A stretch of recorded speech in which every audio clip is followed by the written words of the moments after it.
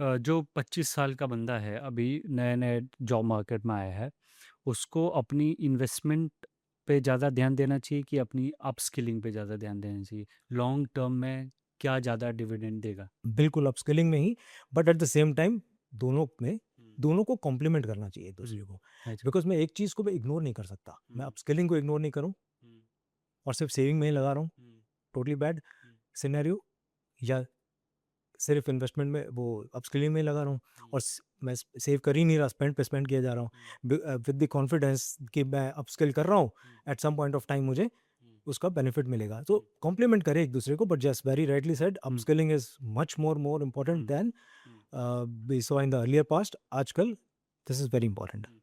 एक 35 साल का बंदा है, शादीशुदा है, एक बच्चा है, होम लोन की ईएमआई भी चल रही है और बच्चा भी है, तो उसकी एजुकेशन भी स्टार्ट हो रही है। उसकी टॉप 3 फाइनेंशियल प्रायोरिटीज़ क्या होनी चाहिए?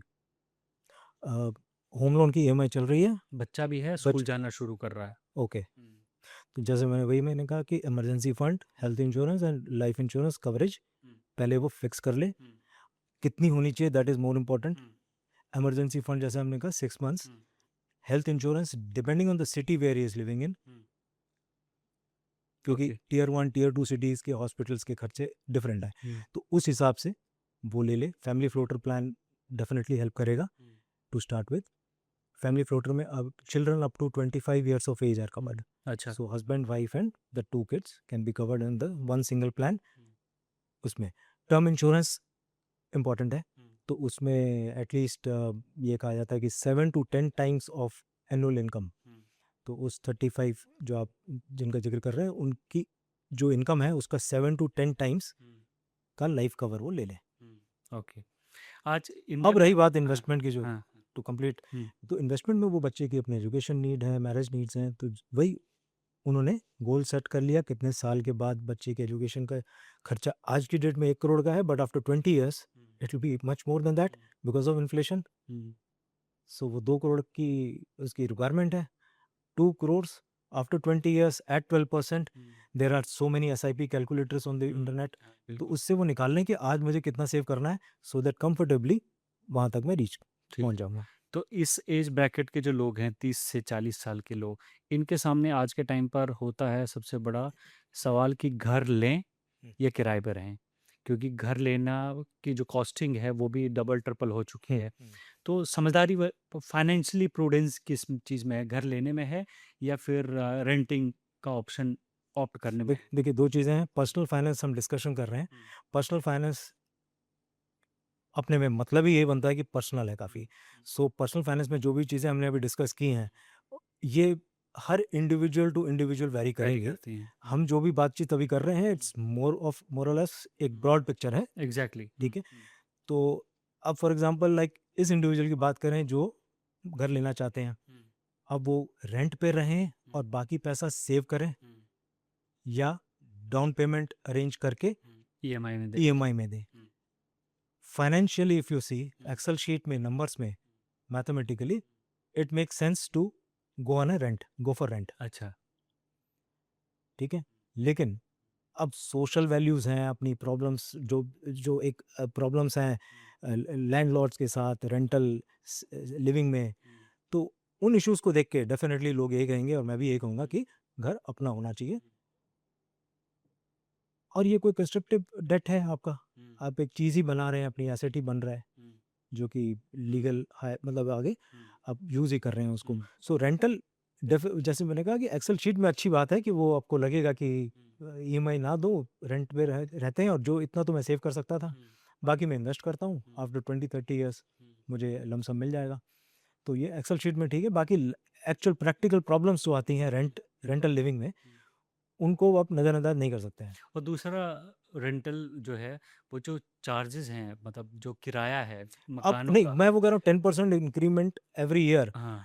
मेंटेनेंस चार्जेस, वो सारी चीज़ें, हुँ, कॉस्ट ऑफ वो सब मिला के हुँ, भी, हुँ, वो मिला के भी आपको एक ऑन पेपर हुँ, वो अच्छा लगेगा कि रेंट में फ़ायदा है। फ़ायदा है। दूसरा, इंडियन जो मिडिल क्लास है, वहाँ पर जो पेरेंट्स हैं वो पूरी ज़िंदगी पहले अपने लिए सेव करते हैं, फिर बच्चे की पढ़ाई के लिए सेव करते हैं, फिर अगला गोल उसकी शादी होती है, और अपनी जो पोस्ट रिटायरमेंट एक्सपेंसेस है उनको कहीं ना कहीं इग्नोर करते हैं। हुँ, ऐसे लोगों को आप, जो अभी मिड एज ब्रैकेट में हैं, जो इस फेज से अभी गुजर रहे हैं, हुँ, हुँ। उनको क्या सलाह देना चाहिए कि रिटायरमेंट, पोस्ट रिटायरमेंट जो एक्सपेंसेस है उनको बियर करने के लिए आज से आप छोटा छोटा कंट्रीब्यूशन करना कैसे स्टार्ट कर सकते हैं, और कितना इंपॉर्टेंट है वो? बच्चों के लिए। नहीं, अपने लिए पोस्ट रिटायरमेंट एक्सपेंसेस को बियर करने के लिए।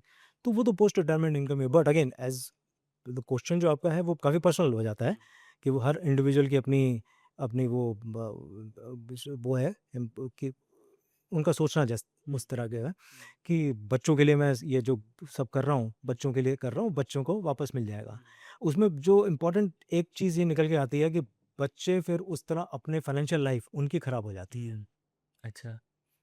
क्योंकि उनके अंदर वो हैबिट्स नहीं आई सेविंग हुँ, की, हुँ, इन्वेस्टमेंट की हुँ, और अर्निंग की, हुँ, तो वहाँ पे वो इश्यूज़ आ सकते हैं। हुँ, अच्छा।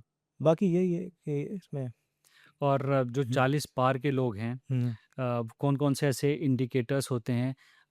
मान लीजिए किसी ने 40 साल तक कोई सेविंग ही नहीं की, या अब वो इसको रियलाइज़ हो रहा है कि यार मुझे कुछ अब सेविंग करनी चाहिए, मेरी उम्र भी हो रही है, हुँ, हुँ, ज़िम्मेदारियाँ भी बढ़ रही हैं, और मैं बुढ़ापे की तरफ भी जा रहा हूँ, और जो इस मान लीजिए फाइनेंशियल उसमें छूट गया है हुँ, हुँ, पीछे, 40 साल में क्या हुँ, सही स्ट्रैटेजी हो सकती है हुँ। आगे फाइनेंशियल लिबर्टी अचीव करने की, इंडिपेंडेंस अचीव करने तो की?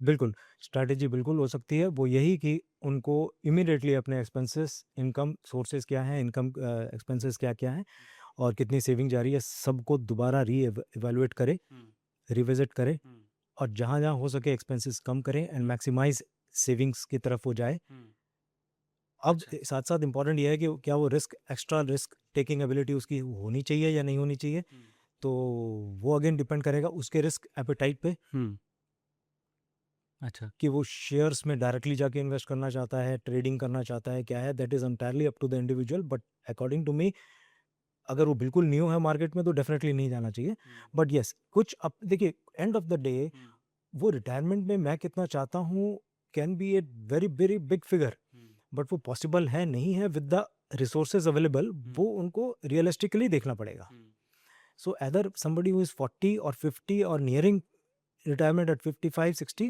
हुँ, रियलिस्टिक रिटर्न जो मार्केट में over 10 years is 12% hmm, annualised 12%। अब मैं 40 इयर्स ओल्ड जो आपका केस है हुँ, जिसमें बता रहे हुँ, हैं वो एक्स्ट्रा रिस्क लेना भी ठीक नहीं है उसको। Hmm, hmm, so whatever that amount comes कि मेरे को कितना अमाउंट सेव करना है in the next 20 years hmm, वो रियलिस्टिक एजम्पशंस लेके वो सेव करें। हुँ।